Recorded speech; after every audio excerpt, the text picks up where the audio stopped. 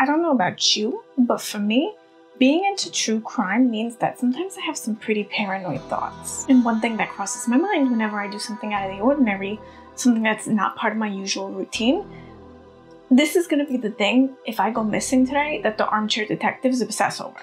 Because there is always that detail, right? That one strange little thing that everyone obsesses over in the case. Picking it apart as if they can pull at the threads until it unravels and reveals the mystery. And the thing is, most of the time, we'll never know the whole truth. The only person who really knows what happened isn't around to tell the story anymore.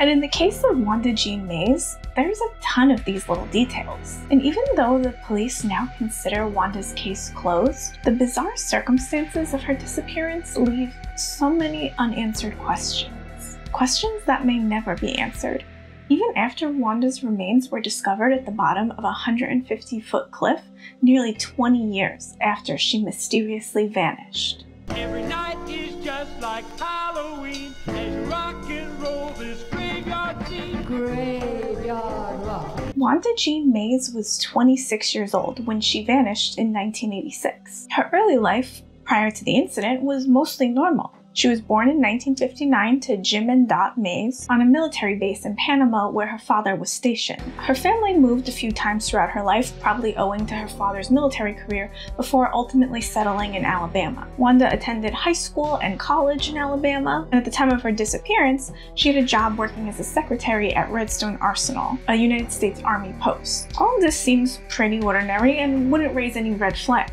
But at some point in Wanda's life, she developed some kind of anxiety disorder that her family very vaguely referred to as a chemical imbalance. And though the full details of this chemical imbalance were never disclosed, it is known that in the years leading up to her disappearance, Wanda became fixated on weight loss. And on 2 separate occasions, her severe dieting led to anxiety attacks. It sounds to me like Wanda had an eating disorder, but the family was really very vague about this, aside from saying that Wanda was overwhelmed with unknown fears and often expressed a desire to run away and hide from someone or something. But Wanda's roommate, who shared an apartment with her for nearly 2 years leading up to Wanda's disappearance, said that she was not aware of any anxiety condition that Wanda had, and that she herself had never witnessed any of these panic attacks around dieting or wanting to run away and hide. Wanda's roommate said that to her, Wanda seemed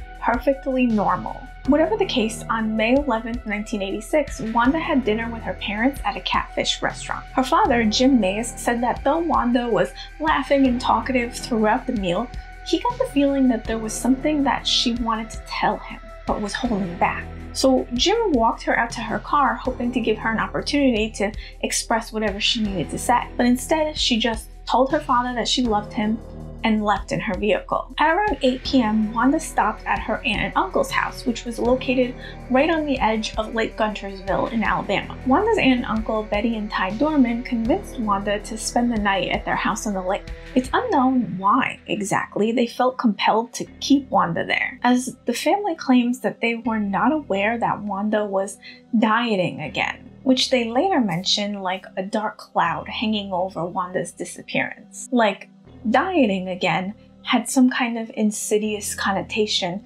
that only those closest to her would understand. But for whatever reason, Betty and Ty asked Wanda to stay, and she agreed, which they later claimed was odd to them because Wanda didn't like to spend nights away from home, and she pretty much never slept over anywhere. But this night, she agreed. So her aunt and uncle showed her to the guest room and said goodnight, which, as it happens, would be the last time that anyone would see Wanda Jean Mays alive.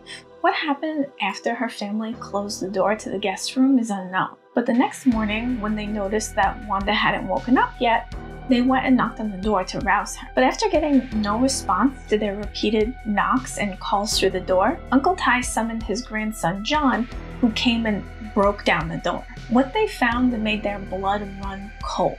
The room was in disarray, with Wanda's belongings strewn about, her jewelry on the nightstand, her purse lying on the floor by the bed, and the window was shattered, opening the room up to the clammy May morning outside. And, most alarmingly of all, Wanda was nowhere to be found. The family ran outside, searching for Wanda, but all they found was her shredded, bloody nightgown discarded on the dock. A chilling discovery that prompted them to call the police, fearing that Wanda may have fallen into the lake. The response to the family's call was immediate. Search and rescue teams began to drag the lake, searching for Wanda's body, but all they discovered was an abandoned canoe, streaked with blood, which they towed to shore. Testing confirmed that the blood found in the canoe was the same blood type as Wanda's, but her mother, Dot, did not believe that Wanda would be found in the lake. I never thought for a minute Wanda was in the water.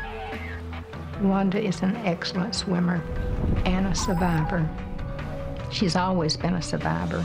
Now, I feel like there's something behind this statement. Like, it almost seems like perhaps something had happened in the past that would prompt Dot to come to this conclusion that she was a survivor, right? But unfortunately, Dot never expanded upon this statement. And soon, homicide detectives arrived and started processing the lake house as a crime scene. Detective Ed Teal took charge of the investigation, which he would later say was the most mysterious case he'd ever worked on. In the bedroom, he discovered that the bed covers had been turned back, but that the bed had not been slept in.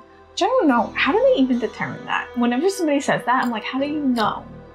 I guess there's no indent or whatever, but anyway. Wanda's clothing was left on the chair in the bedroom, while her purse, ID, jewelry, checkbook, everything was left in the room. Detectives determined that the bedroom window had been shattered from the inside, though strangely, it was noted that no one in the house had heard the sound of the breaking glass. And after seeing this clip from Unsolved Mysteries, I also think it's really bizarre to imagine Wanda escaping out of this window for any reason. It's so like high up and so small, I feel like she would have had to go up and out of it like head first, and then what? She just fell out onto the ground?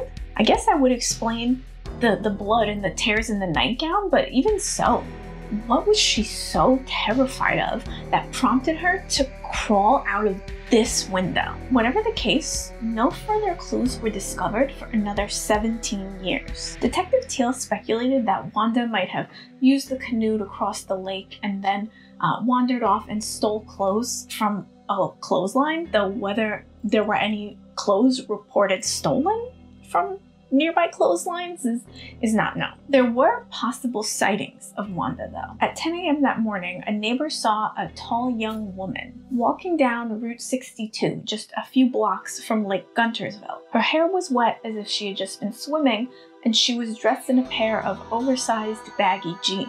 A day later, at a convenience store 30 miles outside of Huntsville, Alabama, another witness saw a woman resembling Wanda sitting in a car with two men. The witness remembered this woman because she said that the woman looked afraid and didn't look like she belonged with the two rough-looking men who accompanied her. The witness felt that the woman was trying to get someone's attention. And after the woman got out of the car with the two men and went to use a payphone, the witness got a good look at her and said that she was convinced that this woman that she saw was Wanda Jean Mays. But I think we can discount this sighting entirely. As far as we know, no one ever claimed to have been contacted by Wanda after she went missing. So who would she have been calling on the payphone? And besides, it couldn't have been Wanda. Because in 2003, scattered bones discovered at the bottom of a 150-foot cliff just 2 miles away from her family's lake house were identified as the remains of Wanda Jean Mays. And her case was officially closed by her surviving family members and by the Alabama State Police. It's believed that ultimately, Wanda succumbed to a panic attack while staying at her aunt and uncle's house that night. And in her terrified state, she smashed the window and fled. Injured by the broken glass that she had to crawl through to get out of the window, Wanda wandered out onto the dock, took off her nightgown, got into a canoe, paddled across the lake, ran into the woods, and fell off the cliff. Right. Case closed. Look, I understand mental illness can make you do the darndest things, but there's something so chilling about these details, something that gnaws at me, okay? And just makes it hard to accept. Like it really feels like she was running from something, right? And to be honest, it kind of makes me think of the Elisa Lam case. There's another infamous example of someone with a history of mental illness befalling a very tragic and puzzling end. A death that's just so bizarre that it makes you wonder if there's more to the story. Now, if you're not familiar with the Elisa Lam case, I don't know what rock you've been living under, but in 2013, a young woman named Elisa Lam was staying at the Cecil Hotel in downtown Los Angeles when she went missing under bizarre circumstances. First, Elisa was recorded on the hotel's CCTV cameras acting very strangely on the elevators. A clip that I have to admit, I have watched myself many times trying to figure out like what is going on. But after being recorded in the elevators, Elisa seemed to vanish into thin air. Her parents reported her missing after not hearing from her for weeks. And meanwhile, the hotel's guests started to notice something off about the hotel's water supply. Clogged faucets, chugging shower heads, thick brown water with a rotten smell.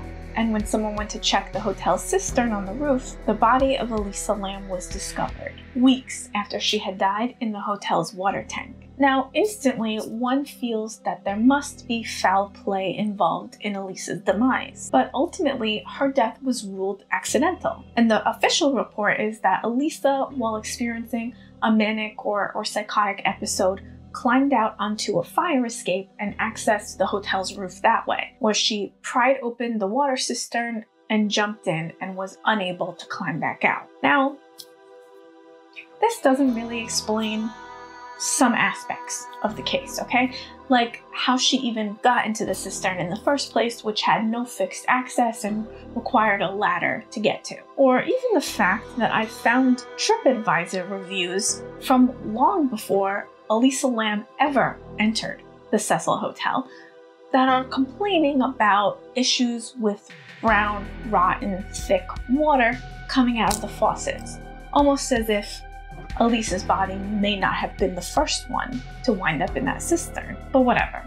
We're not going to get into that right now, okay? Because officially, that case is closed. The point is, both Elisa and Wanda's deaths have been attributed to the irrational choices made by someone experiencing a mental crisis. And I understand that there's a possibility that we may never be able to fathom what made them do these things, no matter how unbelievable it sounds that they did them. But let's just engage in some absolutely wild speculation, can we? Because there's something else that these two cases have in common. As you may already know, the Cecil Hotel has a very dark and sordid history. In fact, there's an entire Wikipedia page devoted to just listing all of the violent incidents and deaths that have happened in the hotel since it opened in 1924.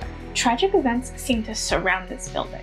Not only was it one of the places frequented by Elizabeth Short, aka the Black Dahlia, it was also the temporary residence of the Night Stalker, Richard Ramirez, a serial killer responsible for the murder of at least 15 people, and most of those murders he did while living at the Cecil Hotel. And like this deadly hotel, the lake where Wanda Jean Mays died has a dark history too. See, despite its somewhat hilarious name, Lake Guntersville is a man-made lake with a sordid history. The area was once home to a thriving settlement along the Tennessee River, but more than that, it was a site that held cultural significance to the indigenous people that were living there. When the dam project went underway and the area was flooded, many Guntersville area families and farms were displaced. Alabama's largest archaeological project excavated many indigenous sites before the area was flooded, and rumors persist that entire towns still exist there,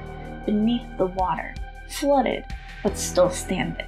But the flooding of entire towns and native lands isn't the only mark upon Lake Guntersville's history. According to the book German Rocketeers in the Heart of Dixie by Monique Laney, Nazi scientists who were awarded pardons as part of Operation Paperclip and brought over to the United States all purchased lake homes along Lake Guntersville in the 1950s. And I don't know, but I can't imagine anything more cursed than a place where a bunch of Nazi scientists guilty of some of the most horrific crimes against humanity imaginable got to live out their twilight years blissfully enjoying their summer homes on the lake. I'm telling you, this place is cursed. Now, this probably has nothing to do with Wanda's tragic death. And I also want to just bring up one more time the fact that she was working as a secretary on an army base.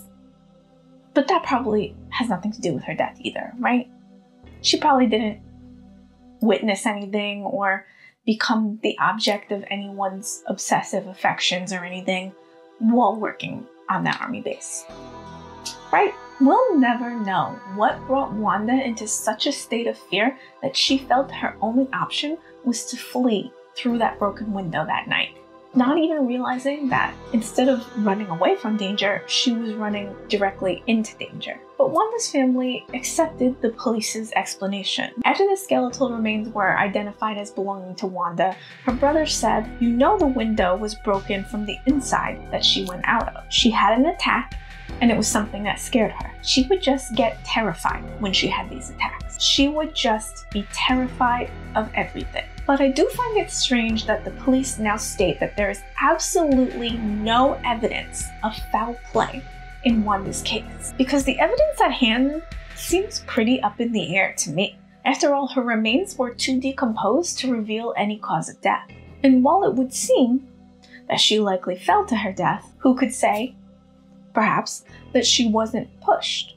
And it just seems wild to say that there is no evidence of foul play. While a panic attack might make you smash a window, climb out through it, strip naked, go in a canoe across a lake, run into the woods, and dive off a cliff, I'd say foul play could do those things as well. And if you're thinking, oh, the cops know what they're talking about, why are you questioning them? I have to disrespectfully disagree with you, because I think that cops pretty much never know what they're talking about. Not saying I know any better, but at least I know enough to know that I don't know. You know? I'm just saying I don't trust the police in general, and I trust the police in old Nazi town, Alabama, even less. So I'm not 100% sold on this no foul play thing, okay?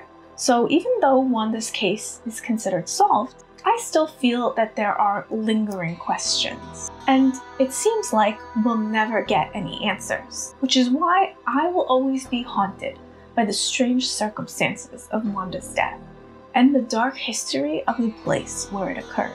That's all for tonight. I'm sorry if you hear it. I'm gonna try to fix the audio, but if you hear a bunch of spooky rattling and shaking, the wind is howling out there, baby. It's shaking this window. So I don't know, I'll try to fix it if I can, but maybe I won't be able to fix it. Maybe you're gonna be hearing some sound effects. All right, maybe it'll contribute to the ambiance. You know what I mean? All right, good night, I love you.